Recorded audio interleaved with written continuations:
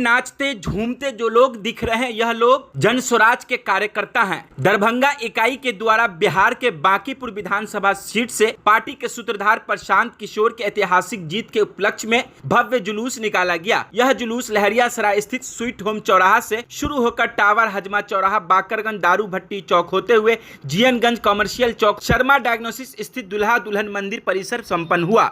विजय जुलूस में हजारों की संख्या में कार्यकर्ता और समर्थकों ने भाग लिया। 2025 के चुनाव में निराश हुए कार्यकर्ताओं में इस बार जबरदस्त उत्साह देखने को मिला। नेताओं ने कहा, यदि यही जोश बरकरार रहा तो पार्टी आने वाले समय में पंचायती और लोकसभा और 2030 के विधानसभा चुनाव में बड़ी सफलता हासिल करेगी।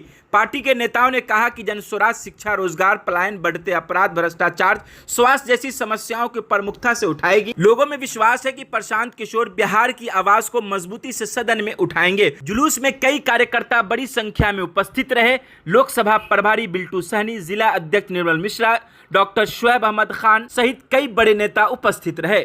इतिहास में पहली बार पूरे बिहार के आमजन सिर्फ बांकीपुर के चुनाव से इतना आह्वानित है, इतना जरे खुशियां मना रहा है। लग रहा है कि उनके बच्चे का भविष्य, रोजगार, अपराध, गुंडागर्दी, वेश्यावृत्ति, यह सब चरम सीमा पर जो पहुंच गया है, वह जनस्वराज के आने से लोगों में लग रहा है कि बिहार अब अमन चैन की जीवन जिएंगे। वैसे न सत्ता में है और न विपक्ष में है, लेकिन लोगों को भरोसा है पूरे बिहार का। जो सिंगल प्रशांत किशोर जी विधानसभा में पूरे बिहार की आवाज को रखेंगे। क्या बदलाव का आगाज लगता है हो गया बिहार में? एकदम पूरा आगाज हो गया। पूरे बिहार के लोग झूम रहे हैं। आप कहीं भी देख लीजिए, सिर्फ बीजेपी को छोड़ करके जितने भी आमजन है, 37% बीजेपी को वोट हुआ था, शेष 63% जनता पूरे बिहार के अमन चैन की शुभकामना व्यक्त कर रहे हैं और 2029 और 30 की तैयारी कर रहे हैं। उससे पहले हमारा पंचायत चुनाव भी आगाज कर देगा। ये बदलाव कैसे हुआ है? जनता में बदलाव आया कि जब अति हो जाता है तो उसका अंत सुनिश्चित है।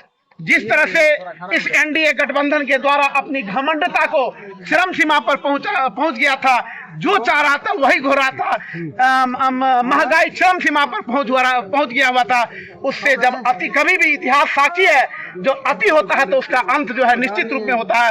उसी तरह से वर्तमान में हमारे जनस्वराज के प्रशांत किशोर जी जो आए हैं, निश्चित रूप में उन पर लोगों को भरोसा है और एक बार पूरे बिहार की जनता इनको निश्चित रूप में स्थान देंगे।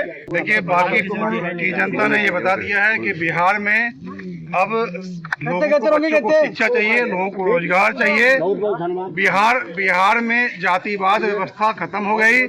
सभी जाति के लोग जाति और धर्म से ऊपर उठ करके ये बता दिया है कि बिहार जो है अब अग्रणी 10 राज्यों में शामिल होगा।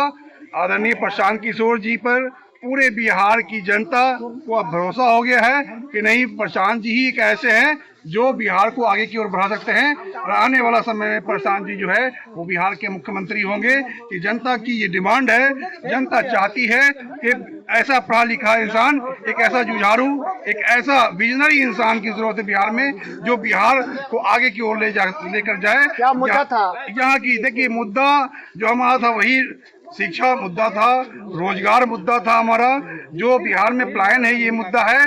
और आपको दिखा दिया जनता ने कि अहंकार करने वाली पार्टी भारतीय जनता पार्टी को लोगों ने सिरे से नकार दिया है कि अब जो है ये जो किला होता है वो किला जनता का होता है, जनता द्वारा बनाया गया किला था। अब ये किला किसी पार्टी की नहीं रही और प्रशांत जी ने किला को ध्वस्त कर दिया है। जनता जानती है, ध्वस्त करना जानती है। इसलिए सभी जाति के लोग ने इस बार ये बता दिया है कि अब बिहार में जात पात की राजनीति। जेएनजी का कितना असर था? जेएनजी का पूरा असर है। जेएनजी भी है और जेएनजी को चाहिए जो अपने शिक्षा के लिए वो अभी देख रहे हैं कि जंतर मंतर पर अभी भी टिके हुए हैं। जिस तरह से यहाँ व्यवस्था बनाई गई है, ये व्यवस्था से पूरे दुनिया में किरकिरी मचा हुआ है कि भारत में किस तरह का एजुकेशन सिस्टम है। इस एजुकेशन सिस्टम को जो ध्वस्त कर दिया है भारतीय जनता पार्टी ने, अब ये जेएनजी चाहती है कि अब हम बर्दाश्त नहीं करेंगे। सड़क पर आकर के ये अपना अधिकार लेने के लिए उन्होंने सोचा। अब सड़क पर लोग हैं और अब जो है सरकार झुकी है, झुकना पड़ेगा और भारतीय जनता पार्टी को इस्तीफा देना पड़ेगा।